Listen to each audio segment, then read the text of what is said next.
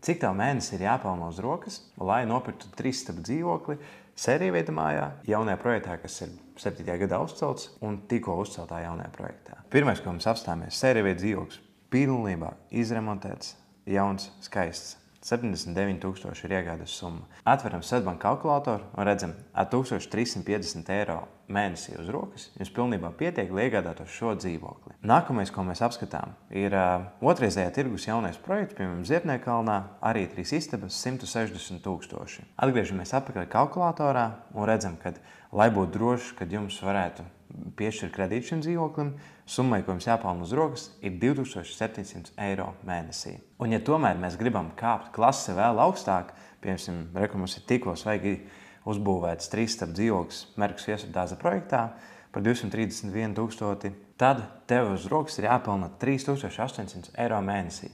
Bet šie visi pieņēmumi ir balstoties uz to, ka jums nav sabojāta kredīta vēsture vai nav papildus kredīta saistības. Bet, ja tu gribi pilnībā pārliecināties, ka banka tev piešķirs šādu summu, tad aizies bezmaksas konsultāciju pirms īpašuma apskates.